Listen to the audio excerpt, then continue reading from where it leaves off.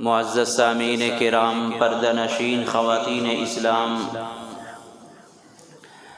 محرم الحرام کا مہینہ چل رہا ہے اور اس مہینے کی کیا فضیلت ہے قرآن و حدیث کی روشنی میں آپ کے سامنے پچھلے جمعہ کو بیان کیا گیا۔ اللہ رب العزت نے محرم الحرام کے مہینے کو ان 4 مہینوں میں سے ایک بنایا ہے جس میں جنگ و جدال، اللہ کی نافرمانی، قتل و قتال آج سے نہیں، جب سے دنیا پیدا کی گئی اس وقت سے منع تھا۔ منہا اربعۃ حرم، اللہ تعالیٰ کے نوشتے میں مہینوں کی گنتیاں 12 ہیں اور ان 12 میں 4 مہینے اربعۃ حرم ہیں، یعنی محرم احترام والے مہینے 4 ہیں۔ وہ کون ہے؟ 3 مہینے لگاتار ہیں، محرم، ذی قعدہ، ذی الحجہ۔ ذی قعدہ، ذی الحجہ، محرم، یہ 3 مہینے لگاتار ہیں۔ ایک مہینہ ہے رجب، تو رجب اور ذی قعدہ، ذی الحجہ، محرم، یہ 4 مہینے احترام والے مہینے ہیں۔ اور ان احترام کے معنی یہ ہوئے کہ جو دوسرے مہینوں میں گناہ کیا کرتے تھے زمانے جاہلیت میں، جیسے جنگیں کرنا، چوری کرنا، قتل کرنا اور نہ معلوم کیا کیا ان کے سماج میں برائیاں ہوتی تھیں، وہ تمام برائیاں ان 4 مہینوں میں چھوڑ دیا کرتے تھے۔ جب اللہ کے نبی علیہ السلام دنیا میں تشریف لائے تو اسی ماحول پر قوم آباد تھی، بنی اسرائیل۔ حضرت موسیٰ علیہ السلام کی قوم کو بنی اسرائیل کہا جاتا ہے۔ وہ بھی اور زمانے جاہلیت میں جو کسی مذہب پر نہیں تھے وہ بھی 4 مہینوں کا بڑا احترام کرتے تھے۔ پھر رفتہ رفتہ زمانہ آتا گیا اور اس میں تبدیلی آتی گئی۔ آپ کو پتہ ہے کہ حقیقت جو بات ہوتی ہے، ایک سچی بات آپ کے دل میں ہے، آپ نے کسی دوسرے سے اس کو کہہ دیا، سچی بات آپ نے کہی، پھر اس دوسرے نے تیسرے سے کہا، تیسرے نے چوتھے سے کہا، تو یہ بات جتنی دور تک جاتی ہے اتنی بدلتی ہوئی جاتی ہے، حقیقت چھپ جاتی ہے اور ملاوٹ بڑھتی رہتی ہے۔ جتنی زبانوں سے یہ بات نکلے گی اتنا اس میں فرق ہوگا، آپ آزما لیں۔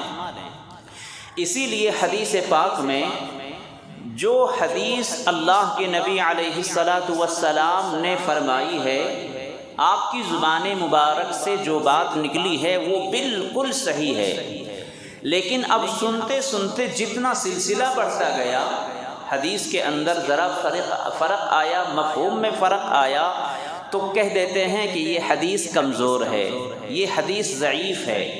حدیث بذات خود ضعیف اور کمزور نہیں ہوتی، حدیث جو ہوتی ہے بذات خود وہ کمزور، طاقتور اور ضعیف نہیں ہوتی۔ ہر حدیث اللہ کے نبی علیہ السلام کی زبان مبارک سے نکلی ہے۔ کمزوری کہاں سے آتی ہے؟ جو نقل کرنے والے ہوتے ہیں، جو ٹرانسفر کرنے والے ہوتے ہیں، جو ٹرانسلیٹ کرنے والے ہوتے ہیں، جو ایک دوسرے تک پہنچانے والے ہوتے ہیں، جن کو سند کہا جاتا ہے، ان کی کمزوری کی وجہ سے حدیث کے اندر بھی کمزوری آ جاتی ہے۔ چنانچہ آپ ہر واقعے میں آپ دیکھیں گے کہ حقیقت کچھ اور ہوتی ہے، لیکن ملاوٹ اتنی شدید ہوتی ہے کہ حقیقت چھپ جاتی ہے۔ حقیقت خرافات میں چھپ گئی، یہ امت روایات میں کھو گئی۔ حقیقت خرافات میں چھپ گئی اور یہ امت روایات میں کھو گئی۔ تو یہی حال ہے محرم الحرام کے مہینے کا۔ ظاہر سی بات ہے کہ محرم الحرام کو اللہ تعالیٰ نے عظمت و فضیلت کب سے عطا فرمائی تھی؟ جب سے زمین و آسمان کی تخلیق ہوئی، اس وقت سے اس کا احترام کیا جاتا تھا، اس وقت سے اس کے اندر روزے رکھے جاتے تھے، اس وقت سے خانہ کعبہ کے غلاف کو بدلا جاتا تھا، اس وقت سے قومیں اس مہینے کا احترام کرتے ہوئے اپنی جنگوں کو بند کر دیا کرتے تھے، لڑائی جھگڑے نہیں کرتے تھے، یہ حقیقت ہے۔ لیکن دھیرے دھیرے دھیرے زمانہ بڑھتا گیا اور یہ سب جو حقیقت کی باتیں تھیں وہ چھپ گئیں۔ اب لے دے کر صرف محرم الحرام شہادت حسین کی وجہ سے مشہور ہو گیا، اور اس میں ایسی ایسی باتیں ڈال دی گئیں کہ ہمارا ذہن ادھر پچھلے واقعات کی طرف جاتا بھی نہیں، بلکہ آپ کو حیرت ہوگی کہ اللہ تبارک و تعالی نے اس محرم الحرام کے مہینے کو کتنی عظمت والا بنایا ہے۔ آتا ہے روایتوں میں کہ حضرت آدم علیہ السلام کی تخلیق بھی یوم عاشورہ کو ہوئی ہے۔ تب حضرت امام حسین کہاں تھے؟ حضرت آدم علیہ السلام کی تخلیق اور پیدائش یوم عاشورہ کو ہو رہی ہے۔ جنت کا وجود یوم عاشورہ کو، جنت کا وجود، جنت جو بنائی گئی وہ یوم عاشورہ کو بنائی گئی۔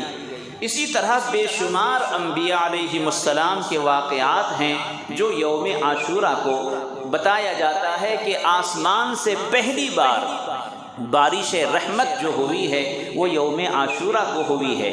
تو یوم عاشورہ کے تعلق سے ہمارے ذہن میں یہ بات آنا چاہیے کہ اس کی جو فضیلت ہے وہ شروع سے چلی آ رہی ہے، اور جو بعد میں، یعنی اس کی فضیلت تو پہلے سے برقرار تھی، جو کام اس مہینے میں ہو گیا اس کی اہمیت اور بڑھ گئی۔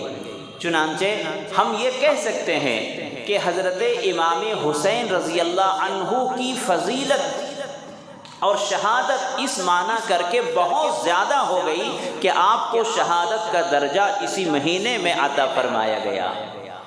یعنی حضرت امام حسین کی شہادت کی وجہ سے محرم کی فضیلت نہیں بڑھی، حضرت امام حسین رضی اللہ عنہ کی شہادت کی وجہ سے یوم عاشورہ مشہور نہیں ہوا، یوم عاشورہ کی فضیلت نہیں بڑھی، بلکہ حضرت امام حسین کی شہادت کو شہرت مل گئی یوم عاشورہ کو ہونے کی وجہ سے، چونکہ یوم عاشورہ کو اللہ کے بڑے بڑے واقعات، کارنامے اور قدرت کے مناظر نظر آئے اور قرآن و حدیث میں اس کا اظہار کیا گیا۔ تو حضرت امام حسین رضی اللہ عنہ کی فضیلت اور شہادت کا چرچا اور شہادت کا مقام اونچا ہو گیا محرم کے مہینے میں یوم عاشورہ میں ہونے کی وجہ سے۔ لہذا حضرت امام حسین رضی اللہ عنہ بہت جلیل القدر نواسۂ رسول ہیں، صحابی ہیں، ہر اعتبار سے جنتی نوجوانوں کے سردار ہیں، حضرت فاطمہ رضی اللہ عنہا کے دلارے ہیں، بہت فضیلت ہے۔ ان میں ایک فضیلت یہ بھی ہے کہ حضرت امام حسین رضی اللہ عنہ کو شہادت کون سے مہینے میں ملی؟ محرم کے مہینے میں ملی۔ تو فضیلت کے درجوں میں ایک درجے کا اور اضافہ ہو گیا محرم کے مہینے میں یوم عاشورہ میں ہونے کی وجہ سے۔ یہ حقیقت ہمارے دلوں میں اور دل و دماغ میں رہنی چاہیے، تاکہ جو اس کے خلاف جو واویلا کرتے ہیں، جو مسلمانوں کے دلوں میں اس محرم کے مہینے کو صرف ماتم اور صرف غم کا مہینہ قرار دینا چاہتے ہیں، ان کی یہ نیت اور ان کا یہ ارادہ اور ان کی یہ سازش ناکام ہو جائے۔ مسلمانوں کو حقیقت سے تعلق رکھنا چاہیے، افسانے سے یا بناوٹی اور ملاوٹ کی باتوں سے ہمیں دلچسپی نہیں رکھنی چاہیے۔ حقیقت پر اگر ہم عمل کر لیتے ہیں تو یہی ہمارے لیے کافی ہے۔ جو اصل بات ہے، جو اصل فرائض ہیں، ان فرائض پر اگر ہم عمل کر لیتے ہیں تو بس ہماری زندگی کے لیے کافی ہے۔ اگر کوئی بندہ نوافل پر عمل نہیں کر پا رہا ہے، مستحبات پر عمل نہیں کر پا رہا ہے، ہاں فرائض پر پابندی سے عمل کرتا ہے، کوئی بات نہیں، لیکن ایک بندہ فرائض پر نہیں عمل کرتا، اپنی طرف سے من گھڑت باتوں پر عمل کرتا ہے، یہ بہت خطرے کی بات ہے۔ چنانچہ آپ نے یہ سنا ہوگا، بارہا حدیث پاک میں اللہ کے نبی علیہ السلام نے فرمایا ہے کہ شیطان یہ کہہ رہا تھا کہ میں نے اللہ کے بندوں کو گناہوں سے کمر توڑا، لیکن انہوں نے توبہ استغفار سے میری کمر توڑ دی۔ میں نے بندوں کو گناہوں میں مبتلا کر کے ان کو اللہ کی عبادت سے بھٹکا کر کے ان کو گمراہ کیا، گناہوں میں مبتلا کیا، اور انہوں نے مجھے کیا کیا؟ دعا اور استغفار کر کے میری ساری محنت پر پانی پھیر دیا۔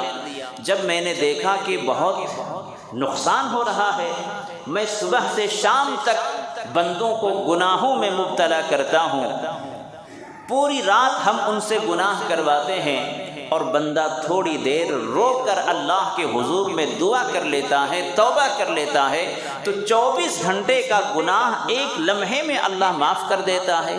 تو میں نے ان کو گناہوں سے گمراہ کیا، لیکن انہوں نے دعا استغفار سے میری کمر توڑ دی۔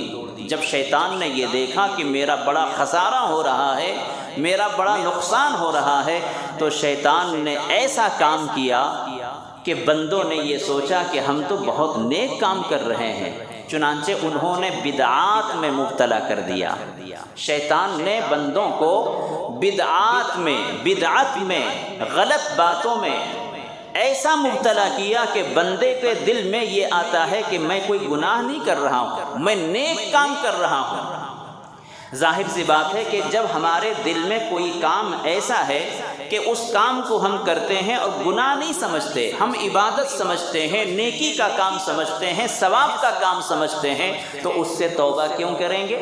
لہذا ہم گناہ کرتے ہیں اور توبہ استغفار بھی نہیں کرتے، اور شیطان اپنی سازش میں کامیاب ہے۔ وہ گناہ کون سا ہے؟ شراب پینا یقیناً پتہ ہے سب کو۔ شراب پینے کے بعد شرابی کا دل روتا ہے، نفس ملامت کرتا ہے، اس کی فطرت سلیمہ چیخ جاتی ہے، اور وہ کسی نہ کسی وقت اللہ کے حضور میں توبہ کرتا ہے۔ چور چوری کرتا ہے، اس کا نفس اس کو ملامت کرتا ہے، وہ توبہ کرتا ہے۔ گالی دینے والا اور بڑے بڑے گناہ کرنے والا کسی نہ کسی وقت میں رات کے سناٹے میں وہ جب گناہ کر کے تھک جاتا ہے تو وہ اللہ کے حضور میں اپنی زبان میں توبہ استغفار کرتا ہے۔ لیکن میرے دوستو، بعض گناہ ایسے ہیں جن کو ہم گناہ بھی نہیں سمجھتے، تو توبہ کیوں کریں گے؟ وہ گناہ کیا ہے؟ بدعت ہے۔ بدعت میں انسان مبتلا ہو گیا، زندگی بھر اس میں ترقی کرتا جاتا ہے۔ اس سال ایک کام کیا، اگلے سال اس میں کچھ اور مکس کر دیا، اس میں کچھ اور اضافہ کر دیا۔ تمام دنیا میں بدعت جو ہوگی وہ ایک طرح کی نہیں ہوگی، ہر جگہ کی بدعت کی شکلیں مختلف ہوگی۔ جو سنت ہوگی، جو فرائض اور عبادت کی قبیل سے ہوگی، وہ چیز پوری دنیا میں ایک شکل میں ہوگی۔ نماز کی شکل پوری دنیا میں ایک ہے، فجر کی 2 رکعت ہے، پوری دنیا میں 2 رکعت ہے، ظہر کی 4 رکعت ہے، پوری دنیا میں 4 رکعت ہے۔ لیکن جہاں بدعت ہے، اس بدعت کو پوری دنیا میں آپ ایک شکل میں نہیں دیکھیں گے۔ یو پی میں الگ ہے، بہار میں الگ ہے، جھارکھنڈ میں الگ ہے، کرناٹک میں الگ ہے۔ جو بدعت ہے اس کی ایک شکل نہیں ہوتی، لوگ اپنی اپنی طبیعتوں سے بنا لیتے ہیں۔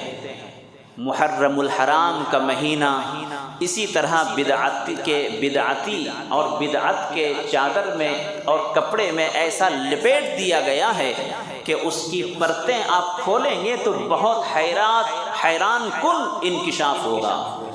بدعت کے اندر، محرم کے اندر ایسی چیزیں ڈال دی گئی ہیں جس کا اسلام سے کوئی تعلق نہیں، قرآن و حدیث سے کوئی تعلق نہیں، اور جب اس کی تہ میں جائیں گے تو عجیب و غریب داستان آپ کو ملے گی سننے کے لیے۔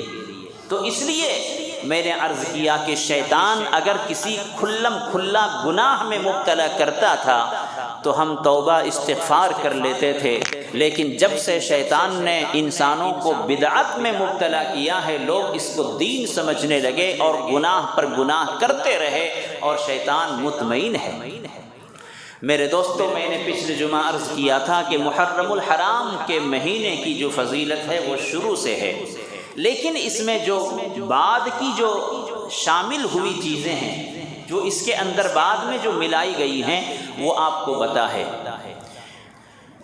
ماتم کا جو میں نے حکم تھا شریعت میں پچھلے جمعہ عرض کیا کہ اسلام میں ماتم کرنا جائز ہے یا نہیں، ماتم کرنا جائز ہے یا نہیں، غم منانا جائز ہے یا نہیں، تو میں نے عرض کیا کہ اسلام ایک فطری مذہب ہے، قانونی، قدرتی اور اللہ کا بنائے ہوا آفاقی مذہب ہے۔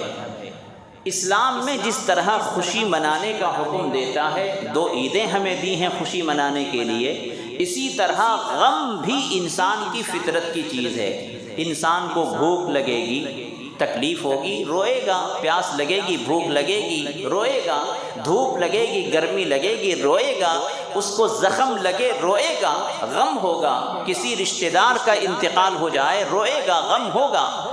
تو اس فطری چیز کو کوئی دبا نہیں سکتا، جو فطری چیز ہے اس کو ہم منع نہیں کر سکتے، وہ کسی نہ کسی صورت میں ظاہر ہوگا۔ تو اسلام نے اس کی رعایت رکھی ہے، اگر کسی کا انتقال ہو جائے تو غم ہوتا ہے، اور اس غم کے اظہار کے لیے اللہ تبارک و تعالی نے ہمیں 3 دن دی ہے۔ حدیث پاک میں 3 دن غم منانے کا حکم دیا ہے، سوگ 3 دن منا سکتے ہیں، اس کے بعد منع ہے۔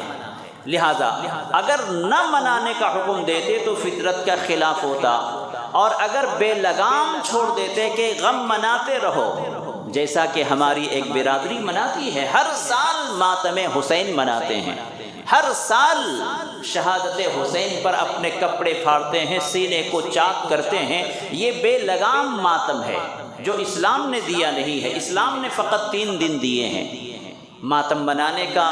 ماتم میں آپ کو سمجھانے کے لیے کہہ رہا ہوں، ورنہ ماتم کسے کہتے ہیں؟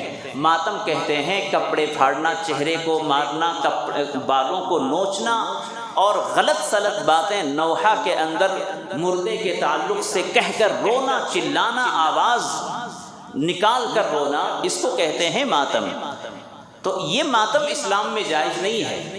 اللہ کے رسول صلی اللہ علیہ وسلم نے فرمایا کہ اگر غم کا اظہار آنکھوں سے ہو رہا ہے تو وہ اللہ کی طرف سے ہے۔ غم کا اظہار اگر آنکھوں سے ہو رہا ہے، آنسو بہہ رہے ہیں، تو یہ اللہ کی طرف سے ہے، وہ رحمت کا حصہ ہے۔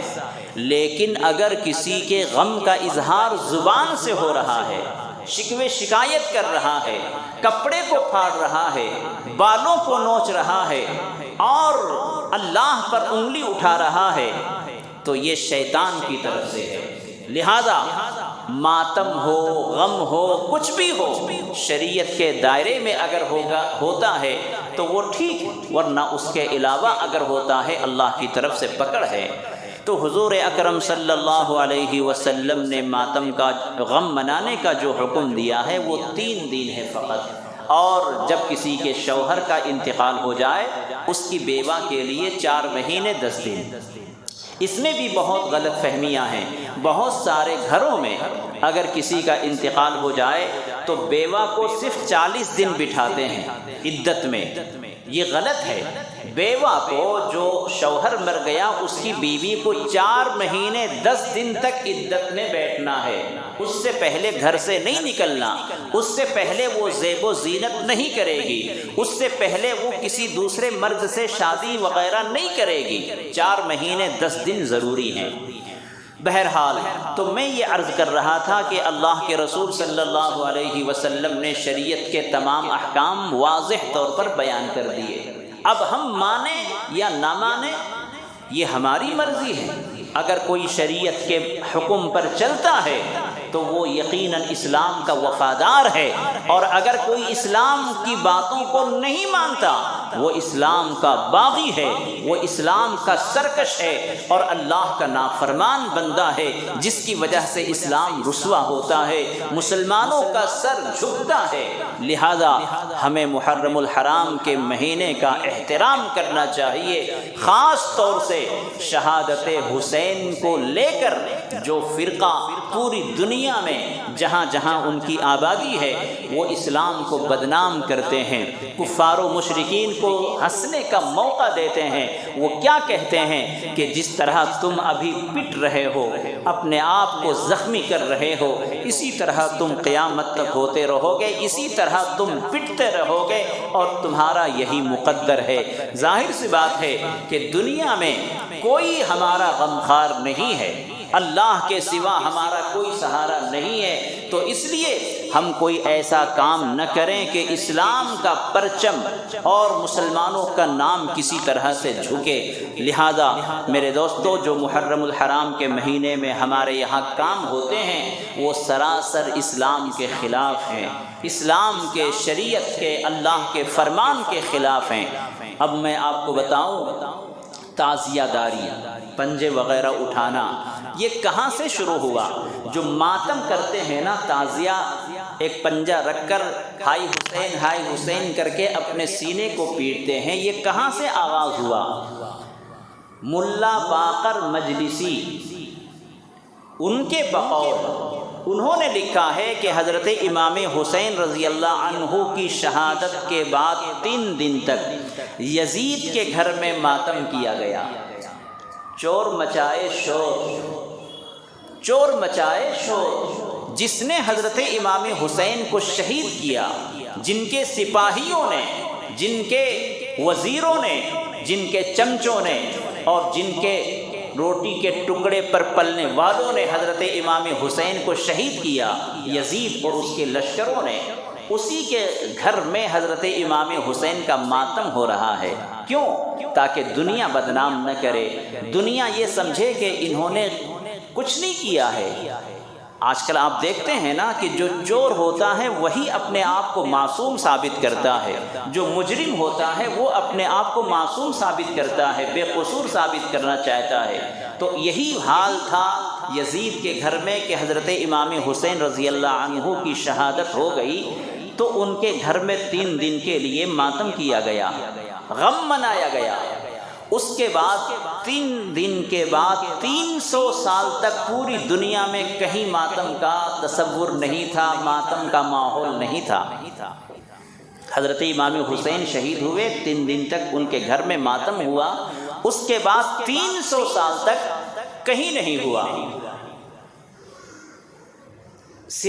معیز الدولہ دیلمی نے، معیز الدولہ دیلمی نے 452 ہجری میں، 450 پر 2 ہجری میں مصر کے اندر، بغداد کے اندر اس نے حکم دیا کہ 10ویں محرم کو، یوم عاشورہ کو ماتم کریں۔ معیز الدولہ جو وہاں کا حاکم تھا، اس نے یہ حکم دیا کہ بغداد میں لوگ اپنے اپنے گھروں میں ماتم کریں۔ اس کے کچھ سالوں کے بعد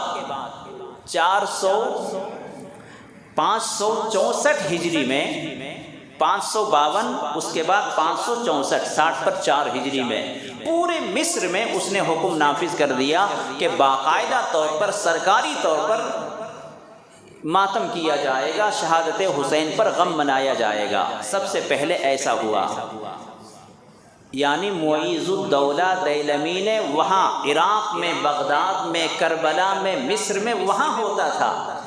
ہمارے یہاں ہندوستان میں کیسے شروع ہوا؟ تو تاریخ میں لکھا ہے کہ تیمور لنگ ایک بادشاہ گزرا ہے جو شیعہ فرقے سے تھا۔ تیمور لنگ بادشاہ، تیمور یہ ترکی کا لفظ ہے، ترکی کا ورڈ ہے یہ۔ تیمور کے معنی آتے ہیں لنگڑا، تو تیمور لنگ نے یہاں ہندوستان میں شروع کیا۔ اس نے یہ خواب دیکھا تھا کہ ہم پوری دنیا کو فتح کریں گے، پوری دنیا میں ہم اپنی جیت کا پرچم لہرائیں گے۔ چنانچہ اسی عزم سے وہ آگے بڑھتا رہا اور ملکوں کو فتح کرتا رہا۔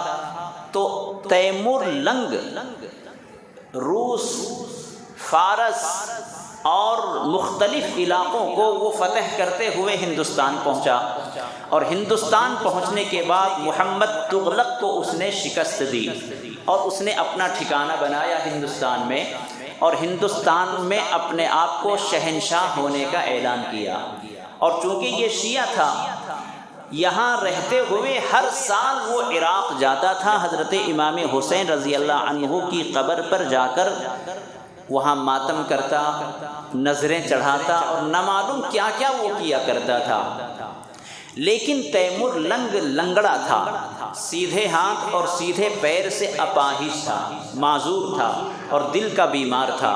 ڈاکٹروں نے کہہ دیا تھا کہ تم دور دراز کا سفر نہیں کرو گے ورنہ کہیں بھی تمہاری زندگی کی شام ہو جائے گی۔ ایک تو لنگڑا، اپاہج، اور دوسرا وہ دل کا، ہارٹ کا پیشنٹ تھا۔ تو 1 سال، ہر سال وہ جاتا تھا، لیکن جب بیماری بڑھتی گئی تو 1 سال نہیں جا سکا۔ اب ظاہر سی بات ہے کہ ہر سال جانے والا اگر کسی سال نہ جا سکے تو کتنا افسوس ہوگا۔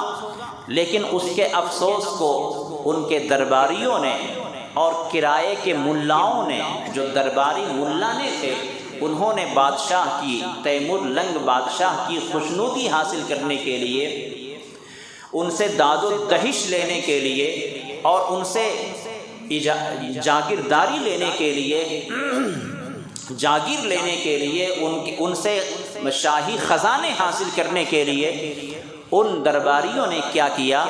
مشورہ دیا کہ بادشاہ سلامت، آپ اس سال نہیں جا پا رہے ہیں، بیماری ہے، تو کیوں نہ ایسا کر لیا جائے کہ وہاں کا نقش بنا لیا جائے۔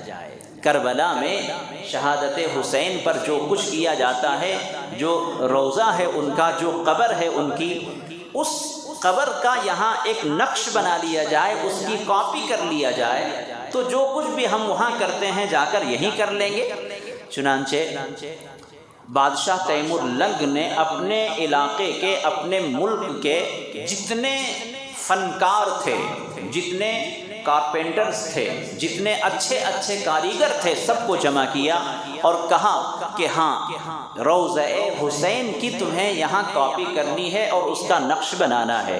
تو کسی نے پتھر کا بنایا، کسی نے مٹی کا بنایا، کسی نے بانس کی کھپچیوں کا بنایا۔ تو بانس کی کھپچیوں کا تازیہ بنا کر پہلی مرتبہ ہمارے ہندوستان میں تیمور لنگ کے محل میں رکھا گیا۔ کتنے سن میں؟ تقریباً 1336 کے دوران ہندوستان کے اندر تعزیہ کی ابتدا تیمور لنگ بادشاہ کے ذریعے سے ہوتی ہے اور اس کے محل میں پہلی بار رکھا جاتا ہے۔ اور اس کے بعد چونکہ بادشاہ تھا اور شیعہ فرقے سے تھا، اور اس وقت دلی کے اطراف میں جو شیعہ نواب ہر جگہ جو تعینات تھے، انہوں نے بادشاہ کے اس عمل کو دیکھا تو اپنے اپنے علاقوں میں تعزیہ داری شروع ہو گئی۔ جیسے ابھی اس کی مثال تازہ ہے، ہر گھر ترنگا۔ اس نے کہہ دیا، حالانکہ ہم پہلے سے کرتے رہے ہیں، تو بادشاہ کے ایک فرمان پر جو چاٹوکار ہوتے ہیں وہ آسمان سے نزول ہونے والے وحی کی طرح مانتے ہیں۔ تو انہی کی باتوں کو، یعنی تیمور لنگ نے جو اپنے زمانے میں کیا ایک مرتبہ، اس کی روایت کو پورے علاقے میں نافذ کرنے کے لیے جو شیعہ برادری سے دوسرے علاقوں میں تھے، انہوں نے تعزیہ داری شروع کر دی۔ جہاں مسلمان تھے انہوں نے چھوڑا، لیکن جو شیعہ فرقے سے تھے انہوں نے تعزیہ داری شروع کی، ماتم شروع ہو گیا۔ جہاں غیر مسلم نواب تھے انہوں نے بھی تعزیہ داری شروع کر دی۔ اور آپ کو حیرت ہوگی، یہ کام شیعہ کرتے تھے، لیکن دیکھا دیکھی سنی مسلمان بھی کرنے لگے، جبکہ ہمارے یہاں بالکل ناجائز ہے۔ یہاں تک ہمارے یہاں لکھا ہے کہ تعزیہ بنانا بھی ناجائز ہے، اور تعزیہ اگر کہیں سے گزر رہا ہو تو اس کو دیکھنا بھی ناجائز ہے، تعزیہ کی طرف دیکھنا بھی نہیں ہے۔ اسلام میں بالکل اس کی گنجائش نہیں ہے۔ تو تعزیہ داری کی ابتدا ہندوستان میں بادشاہ تیمور لنگ کے ذریعے سے ہوئی۔ اس کے بعد وہ کچھ زمانے تک، تقریباً 68 سال میں وہ سمرقند واپس چلا گیا اور جلد ہی مر گیا۔ اس کے بعد مغل بادشاہوں کا دور چلا ہندوستان میں۔ تو مغل بادشاہوں کے دور میں ہمایون نے ایک زمرد قیمتی پتھر کا تعزیہ بنا ہوا کہیں سے منگوایا تھا، یعنی ہمایون بادشاہ نے بھی تعزیہ کا کچھ نہ کچھ یہاں رواج شروع رکھا۔ اس کے بعد دیکھا دیکھی پورے علاقے میں، پھر پورے ملک کے بعد غیر منقسم ہندوستان، جب برما بھی اس میں شامل تھا اور پاکستان بھی ہندوستان میں شامل تھا، اور دوسرے جو علاقے ہیں سری لنکا، وہ سب جب اس میں شامل تھے، تو اس وقت پورے غیر منقسم ہندوستان میں یہ تعزیہ داری چلتی رہی۔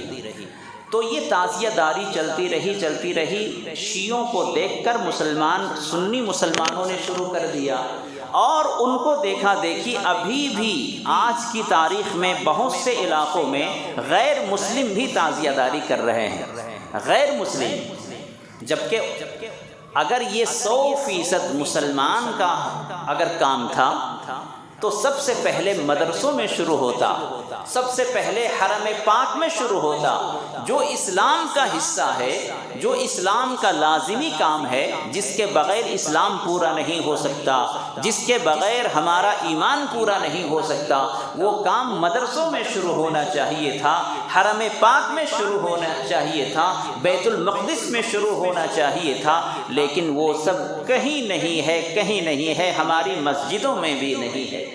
وہ کہاں ہے آپ دیکھ رہے ہیں۔ تو اس لیے اتنی بات جاننے کے بعد شریعت کی بات کہیں نہیں آ رہی ہے۔ محرم میں جو کچھ بھی رسوم ادا کیے جاتے ہیں، قرآن حدیث کی کوئی بات نہیں آ رہی ہے، تو یہ لوگوں کی بنائی ہوئی چیزیں ہیں۔ ایک بادشاہ کی خوشنودی حاصل کرنے کے لیے تیمور بادشاہ کی جی حضوری کرنے والے اور جو ان کے دربار میں رہتے تھے جی حضور کرنے والے، وہ بادشاہ کو خوش کرنے کے لیے، ان سے پیسے لینے کے لیے، انعام لینے کے لیے انہوں نے یہ سازش رچی اور یہ طریقہ انہوں نے ایجاد کیا، اور اسی کو دیکھا دیکھی ہمارے پورے مسلم سماج میں پھیل گیا۔ لہذا آپ کہیں گے کہ حضرت اگر یہ کام کر رہے ہیں تو کیا فرق پڑتا ہے؟ میرے دوستو، آپ جا کر دیکھیں، تعزیہ جہاں اٹھتا ہے، تعزیہ پنجے جہاں بٹھائے جاتے ہیں، عورتوں کا مردوں کا اختلاط ہوتا ہے، ایک گناہ۔ دوسرا گناہ کہ وہاں منتیں مانی جاتی ہیں، جن کو اولاد نہیں ہوتی وہ اس پنجے کے سامنے کھڑے ہو کر اپنے اولاد ہونے کی ان سے منت مانی جاتی ہے، نظر مانا جاتا ہے، اپنی ناکامی کامیابی کا مدار ان کو سمجھا جاتا ہے، اور منت یہ مانتے ہیں اگر مجھے اولاد ہو گئی تو اگلے سال ہم بھی پنجہ اٹھائیں گے، اگر یہ کام ہو گیا تو ہم بھی پنجہ اٹھائیں گے۔ یعنی ایک شرک، اللہ سے جو کام ہونے والا ہے وہ تم ایک پنجے سے کر رہے ہو، امید باندھ رہے ہو، ایک تعزیہ کے سامنے امید باندھ رہے ہو، تو یہ سراسر شیعوں کا کام تھا، جو شرکیہ عمل ہے۔ دیکھا دیکھی افسوس ہم مسلمان کرنے لگے۔ وہ شیعہ جن کا قرآن پر ایمان نہیں، وہ شیعہ جن کا ہماری اذان پر، نماز پر ایمان نہیں، وہ شیعہ جو ہماری ماں حضرت امی عائشہ صدیقہ رضی اللہ عنہا کو گالیاں دے، وہ شیعہ جو ابو بکر صدیق، عمر فاروق، عثمان رضی اللہ عنہم کو مرتد کہے، وہ شیعہ جو چند صحابہ کو مان کر تمام صحابہ کرام کو سب و شتم کرے، گالی دے، ان کی نقل ہم کر رہے ہیں، ان کی کاپی ہم کر رہے ہیں۔ یہ ان کا کام تھا، اور میں نے بتایا کہ ابتدا کیسے ہوئی۔ حضرت امام حسین کو شہید کرنے والے یزید اور اس کے لشکر، انہی کے گھر میں ماتم ہو رہا ہے تاکہ وہ اپنے جرم کو چھپا سکیں، وہ اپنے گناہ کو لوگوں کی نظروں سے چھپا سکیں، اس لیے انہوں نے ایسا کیا تھا۔ آج ہم دیکھا دیکھی ان کی نقل کر رہے ہیں، ان کی کاپی کر رہے ہیں۔ اب ذرا میں آپ سے سوال کرتا ہوں، شیعوں کی آپ نقل کر رہے ہیں، کاپی کر رہے ہیں، جب اللہ کے رسول صلی اللہ علیہ وسلم مدینہ منورہ ہجرت فرما کر تشریف لے گئے تھے تو وہاں یہودیوں کو روزے سے دیکھا کہ روزے رکھ رہے ہیں، تو آپ نے بھی رکھنے کا حکم دیا، رکھا۔ اور جب صحابہ نے کہا کہ اے اللہ کے رسول، یہودی بھی روزہ رکھتے ہیں، ہم بھی روزہ رکھتے ہیں، تو ہماری ان کے ساتھ مشابہت ہو رہی ہے، ایک جیسے ہو جا رہے ہیں، تو اللہ کے رسول نے فرمایا اگلے سال اگر ہم زندہ رہے تو ایک روزہ اور ملا لیں گے تاکہ یہودیوں سے ہماری مشابہت نہ رہے۔ مشابہت کا مطلب ٹو کاپی، مشابہت کا مطلب جیسے وہ ویسے ہم، ایک جیسے نہ ہو سکیں۔ تو عبادت میں بھی مشابہت جائز نہیں، اللہ کے رسول صلی اللہ علیہ وسلم نے منع فرمایا۔ حالانکہ وہ بھی عبادت روزے سے تھے یہودی، اور مسلمان بھی روزے سے تھے، تو کوئی مذائقہ نہیں ہونا چاہیے تھا، کوئی حرج نہیں ہونا چاہیے تھا، لیکن اللہ کے رسول نے فرمایا کہ مشابہت عبادت میں بھی جائز نہیں۔ لہذا یہ جو شیعہ کرتے ہیں محرم میں ماتم گناہ، اور ہم بھی ماتم کرتے ہیں، تو گناہ میں مشابہت کیسے جائز ہوگی؟ وہ تعزیہ داری کرتے ہیں، پنجے اٹھاتے ہیں، عورتوں اور مردوں کا ان کی مجلسوں میں اختلاط ہوتا ہے۔ ان کی مجلسوں میں آپ جا کر دیکھیں صحابہ کرام کو کس طرح گالیاں دی جاتی ہیں، تو ان کی کاپی ہم کریں گناہوں میں، یہ کیسے جائز ہوگا؟ لہذا جس طرح آپ دنیا کے کاموں میں چالاک ہیں، سمجھتے ہیں اچھا برا کیا ہے، اسی طرح دینی امور میں بھی، مسائل میں بھی، اور یہ جو ہمارے یہاں چند چیزیں جو رائج ہیں، ان میں بھی ہم کو سمجھنا چاہیے، پرکھنا چاہیے کہ کیا صحیح ہے کیا غلط ہے۔ بہرحال میرے دوستو، محرم میں بہت سارے رسوم ہمارے یہاں چل پڑے ہیں۔ مثال کے طور پر محرم کا مہینہ جیسے ہی شروع ہوا تو نئی نویلی جو دلہن ہوتی ہے، جن کی 1 سال شادی نہیں ہوئے ہیں شادی ہو کر، ان کو ان کے ماں کے گھر بھیج دیا جاتا ہے۔ یہ کس قرآن حدیث میں ہے؟ یعنی اگر کسی کی شادی ہوئی اور 1 سال نہیں ہوا، شادی ہو کر پہلی بار محرم کا چاند دیکھنا ہے، تو لوگ ان کی سسرال والے کیا کہتے ہیں، جا کر تمہیں اپنی ماں کے گھر میں محرم کا چاند دیکھنا۔ 10 دن تک وہ ان کو وہاں بھیج دیتے ہیں، اور پتہ نہیں کیا کیا رسوم و رواج ہیں۔ جیسا کہ میں نے کہا کہ بدعت جو ہوتی ہے ہر جگہ کی الگ الگ ہوتی ہے۔ آپ کے یہاں کچھ ہے، ہمارے یہاں کچھ ہے، مختلف علاقوں میں کچھ اور ہے، تو بدعت کا کوئی ماں باپ نہیں ہے۔ جیسے لوگوں نے چاہا ویسے بنا دیا، جو قرآن حدیث کے بالکل خلاف ہے، اور بدعت میں وہی مبتلا ہوتا ہے جو فرائض سے دور ہوتا ہے۔ اگر آپ فرائض پر عمل کریں تو آپ کو اتنا موقع ہی نہیں ملے گا ان جھمیلوں میں پڑنے کا۔ تو اگر عبادت میں، فرائض میں اور سچی اور حقیقت باتوں میں اگر اپنے آپ کو آپ لگا لیں، تو بیکار کی باتوں کو آپ سوچیں گے بھی نہیں، اتنا موقع ہی نہیں ملے گا۔ شیطان اسی کو اچکتا ہے جو فری ہوتا ہے، جو نمازوں سے غافل ہوتا ہے، جو مساجد سے دور ہوتا ہے، اسی کو شیطان غافل کرتا ہے، اچک لیتا ہے۔ اللہ تعالیٰ سے دعا ہے اللہ ہمیں محرم کے مہینے کا احترام کرنے کی توفیق عطا فرمائے، رسم و رواج سے ہماری حفاظت فرمائے، اور خاص طور سے جو پنجہ ہے، تعزیہ ہے، ان کے سامنے سر جھکانا ہے، اور منتیں مانگنے کی جو رسمیں ہمارے یہاں ہیں، جو عقیدہ توحید کے خلاف ہے، اللہ تعالیٰ پوری امت مسلمہ کی اس سے حفاظت فرمائے۔ وآخر دعوانا ان الحمد للہ رب العالمین۔